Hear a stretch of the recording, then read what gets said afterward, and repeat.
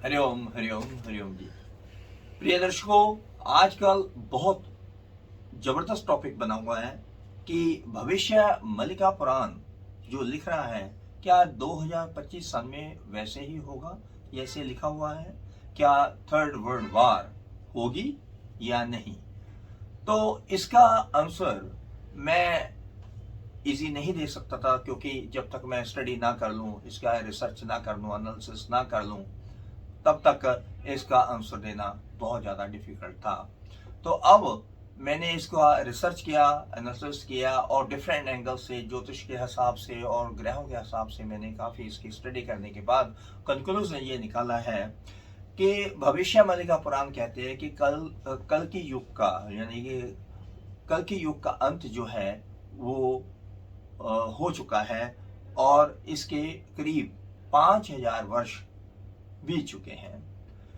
जबकि पुराणों में जो लिखा हुआ है 4,26,000 वर्ष का एक कल की युग होता है, और कलयुग जो है इसके अभी तो 5,000 वर्ष ही, करीब 5200 या 5126 वर्ष बीते हैं।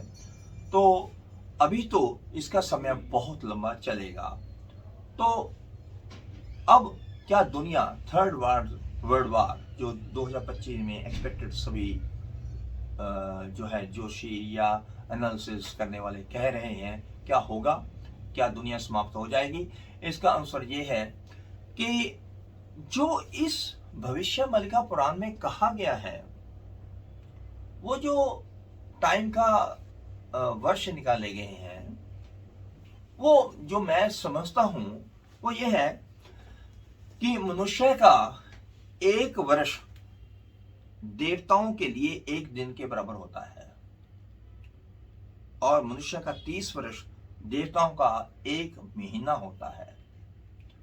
तो इसकी कैलकुलेशन जो है डिफरेंट हो गई, पहली बात। दूसरी बात, 4,32,000 वर्ष का कल की युग होगा।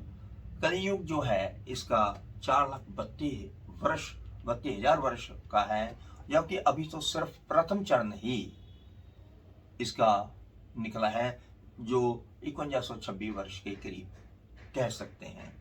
तो अभी तो ये युग जो है, इसका बैलेंस जो है, बैलेंस वर्ष जो है बहुत ज्यादा है।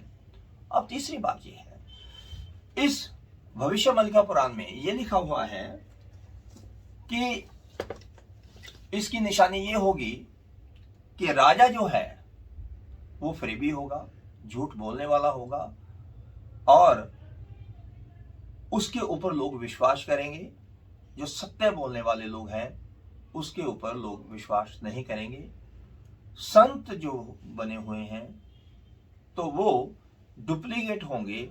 ओरिजिनल संत, यानी कि जो सही ऋषि मुनि हैं या संत जो हैं, वो बहुत कम होंगे।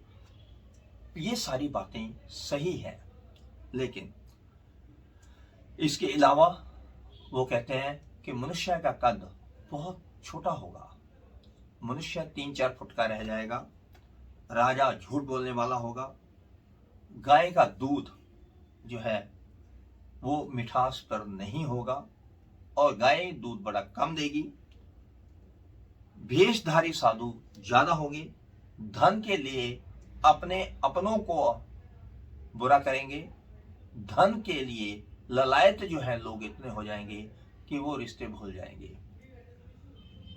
मनुष्य धन के लिए जो प्रयत्न करेगा वो लीगल इलीगल सभी तरह के काम करेगा, जो आज हम देखने को, आज के युग में हम देख रहे हैं, वो वैसे ही है। लेकिन अब ये सारी बातें तो मैं मानता हूं कि श्री अच्युतानंद महाराज जी ने जो लिखा वो सही है, वो कभी गलत नहीं हो सकता।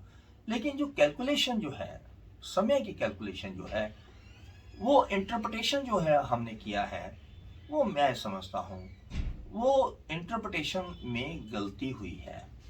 कोई कभी अगर मान लो अगर कोई कविता लिख देता है तो उसका सरलार्थ करने में जो है गलती हो सकती है, लेकिन कवि का जो पॉइंट ऑफ व्यू है लिखने का, हो सकता है एनालिसिस करने वाले जो है उस लहजे से, उस तरज से ना कर पाए हों जिस लहजे से एक कवि ने एक कविता लिखी है। तो मूल बात क्या है कि इस दौरान जो थर्ड वर्ल्ड वार की बात हो रही है, तो उसके बारे में मैं ये कह देता हूं, ज्योतिष के पॉइंट ऑफ व्यू से 29 मार्च 2025 से शनि जब मीन राशि में आएगा तब वर्ल्ड वार के चांसेस हो जाएंगे। तो ऐसा इस भविष्य मलिका पुराण में भी लिखा हुआ है। अब मेरा प्रश्न ये है, शनि मीन राशि में तो कई बार आया है, पहली बार तो आया नहीं है। सृष्टि में हर 2.5 ईयर्स के बाद जो है शनि जो है अपनी दूसरी राशि में प्रवेश कर जाता है। लेकिन पंचग्रही योग का होना 6 मई 2025 से चतुर्ग्रही योग का होना थर्ड वर्ल्ड वार को संकेत करता है। सेकेंडली, इसके अलावा मैंने ये देखा है कि जब प्लूटो शनि की राशि में आए या शनि प्लूटो की राशि में जाए और मंगल भी उसको देखे या और मंगल शनि प्लूटो तीनों मार्केश भाव यानी कि दूसरे और सातवें भाव में हो तो वर्ल्ड वार होता है।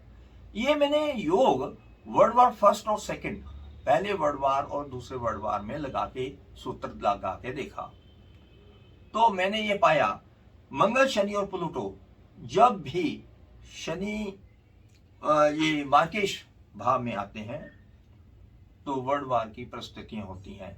अब ये योग बनने जा रहा है 6 मई 2025 से। शनि जो है 29 मार्च को आएगा। शनि हमेशा जो है 2.5 महीने के बाद ही इफेक्टिव करता है। तो मार्च के बाद 2.5 मंथ जो अगर आप जोड़ देते हैं अप्रैल मई जून में जो है काफी संकट पोजीशन वाली हो सकती है। इसमें भूकंप, मिडिल ईस्ट कंट्रीज में वार स्थिति का होना और राजनीतिक में उथल पुथल होना, किसी राजनीतिक बहुत प्रोमिनेंट लीडर की हत्या होना या कोई ऐसी आपदाएं हो सकती हैं जिससे जन आक्रोश और गर्मी बहुत ज्यादा होगी, क्योंकि इस पंचांग में राजा और जो मंत्री है वो सूर्य ही है। तो इस बार जो गर्मी होगी बहुत भीषण गर्मी होगी। इवन यूरोप में भी आप इसका इफेक्ट देखेंगे। जनता में आक्रोश होगा और धातु से रिलेटेड यानी कि गोल्ड सिल्वर में काफी तेजी देखी जाएगी। ये योग देखे जा रहे हैं और परिस्थितियां वर्ल्ड वार की बनने जाएंगी, लेकिन मैं नहीं सोचता कि वर्ल्ड वार के कारण सारी दुनिया समाप्त हो जाएगी, क्योंकि इंडिविजुअल लेवल की कुंडलियों को मैंने देखा है, वो कोई मृत्यु योग किसी का मुझे नहीं है। अगर मैं 40 कुंडली ले लूं, 50 कुंडली ले लूं तो वर्ल्ड वार में तो तकरीबन सभी मरने चाहिए। तो ऐसा मुझे योग कोई ऐसा दिखाई नहीं देता।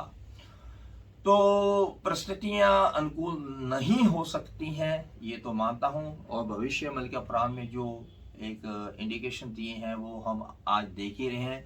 अच्युतानंद महाराज जी के श्री चरणों में हम नमन करके यही एक्सेप्ट करते हैं कि सारी परिस्थितियां तो आपके कहने के मुताबिक ही हो रही हैं, लेकिन वर्ल्ड वार भी डाउटफुल लगता है जो हमारे एनालिसिस करता है। इसी के साथ हम विदा लेते हैं। Thank you very much.